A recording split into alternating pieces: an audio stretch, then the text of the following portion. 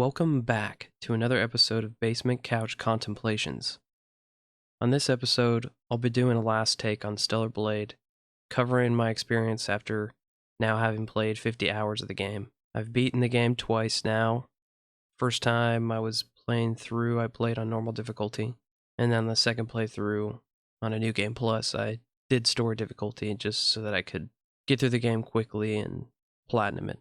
I'm hoping that with the content that's been rumored for this game, I'll come back and play even more of New Game Plus. So, having now played the game twice, I had a varying opinion throughout my experience. I felt like it was kind of slow going, a lot of the side questing was pretty bland, and I just wasn't really all that engaged in it. And I think it was just kind of a slump in the game, because as I played longer, I started to feel like this game was really well done, and comparatively to similar games in this genre, it had a lot more to experience. The quests had storylines, there were characters that were engaging, meaningful experiences that are clear and understood, versus in a lot of Dark Souls games, the side questing is almost unrecognizable. You don't really realize you're doing a side quest. You're not like given a pure objective and really understanding where the story with the character is going. They usually just essentially just teleport across the map and have different dialogue, and it's really obscure, like understanding that character's past. Like there's videos where people will literally deep dive into these characters' backstories, which I'm sure you could do in this game as well, but it just is more clear what these character stories are, and that makes it a more clear and clean narrative experience. The game is definitely not perfect, and it's not free of many flaws. Continuing a little bit with side questing, there are a lot of quests in this game that don't really have a lot of substance. They're really just tasks to be done that don't feel meaningful. And I kind of compare this a lot to Final Fantasy 16. I feel like a lot of the quests in that game were talk to this person, and then walk across the map to talk to someone else, and then come back, and then that's the end of the quest. And there's an opportunity for character development there, but a lot of times it felt like there wasn't much more I learned about a character in that game, and there's sometimes situations like that in this game, but I feel like there is more that you get to do gameplay wise with the side quests in this one. For example, there's a quest line with the character Barry, who is the fish vendor in the game, where he's wanting to get wine for a memorial service. So you go out and you collect the wine and bring it back to him, but he essentially is an alcoholic, so he continues to be unable to resist drinking more and more wine. And he gives you a quest where you have to go and instead get grapes instead of wine, because there's not very much left. And once he gets it, there's a little cutscene at the end that reveals he still has bad intentions to create more wine for himself with it. And it's just shows a little bit more depth to characters than just a walking back and forth quest design. As for the combat in this game, I feel like the more hours I put in, it largely improved, possibly because of the additional abilities you learned and the other items that opened up more options for play in the combat system.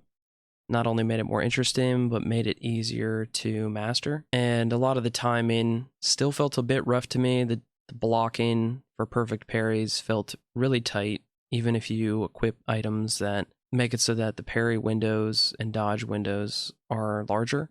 It still felt like there was a rhythm to the blocking and dodging, but even if you followed that, you'd still get punished. Even though you thought you did a perfect parry, it still is really hard to master, especially on some of the later bosses in the game. I feel like from my last video, only having a few hours into the game, there was a lot more puzzle solving that opened up in the game, a lot more environmental puzzles that changed up the pacing a bit. as well as a lot of other features that I didn't expect to be a thing. There is a side quest where you unlock the ability to customize your character's hair, which isn't a huge thing unless you enjoy the cosmetic aspects of this game. But it's interesting that they'd have a feature like that locked behind doing side content, like requiring you to explore a bit more in the game to really get the full experience. There's one quest line that requires you to have completed quite a bit of other content in the game, and if you don't do that, you'll miss an entire zone of the game, which includes different enemy types and a boss fight that is fairly difficult, as well as a handful of additional nano suits the character can wear. So it's cool to have really substantial drive to complete the side content for reasons such as missing things that add to the gameplay experience. And though there isn't a large variety of this kind of content, there are a few instances. I just thought it was an interesting design choice that adds to the replayability of the game. On top of the puzzle-solving parts of the game, I enjoyed that there were sections of platforming that were required that gave it a bit more of a adventurous feel, where it encouraged exploration into different parts of the environment. It added just another level of well-roundedness to the game that other games in this genre don't seem to do well, where it really doesn't just focus on the combat solely and makes it so that it's comfortable to move through the world and encourages that. About halfway through the game, you do unlock the ability to do fishing, which was a mechanic I did not expect to be in the game, and honestly had a lot more depth than I thought it would in terms of needing to catch a certain amount of fish to increase your experience level to catch even bigger fish, and discovering which fishing locations had the fish you're wanting to catch and using certain bait to do it, as well as when you're fishing, the mini game is actually kind of difficult at times and keeps you like locked in. Like you're not just like, oh, I'm just going to sit here and let it kind of do its own thing. It felt very active, which I was just really surprised at how much depth they put into that mechanic. It was also fun to see how many different rewards you can get from doing it, as you can unlock certain cosmetics through fishing, and it makes it worth the time of doing it.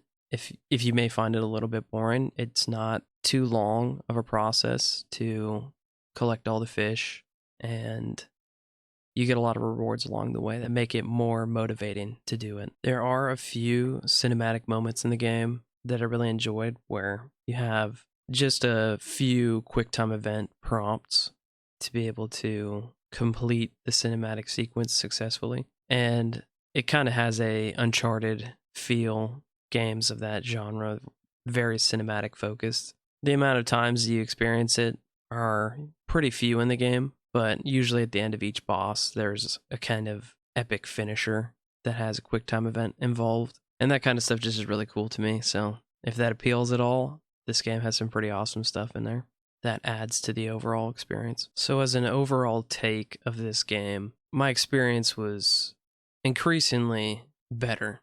After a bit of getting used to the combat and kind of learning that there's a variety of side quests that aren't very creative, getting past that and playing even just through the main storyline, this game has a lot of content that encourages exploration, makes that effort rewarding, and overall does a really good job at creating a really cool combat experience.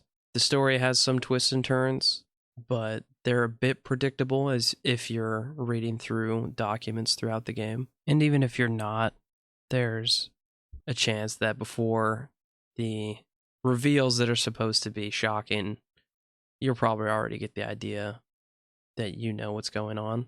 But if you're a fan of this action RPG genre, then I would definitely say that this game is worth the cost. And the fact the developers are already talking about adding more content on top of the large amount of content there is maybe even more encouraging to think about giving this game a try. So those are my quick thoughts on Stellar Blade and my last take on this game.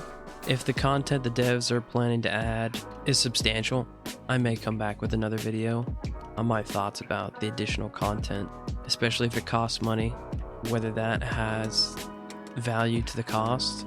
I'll be able to break that down for you. Thanks for giving this video a watch, and as always, keep on gaming and keep on creating.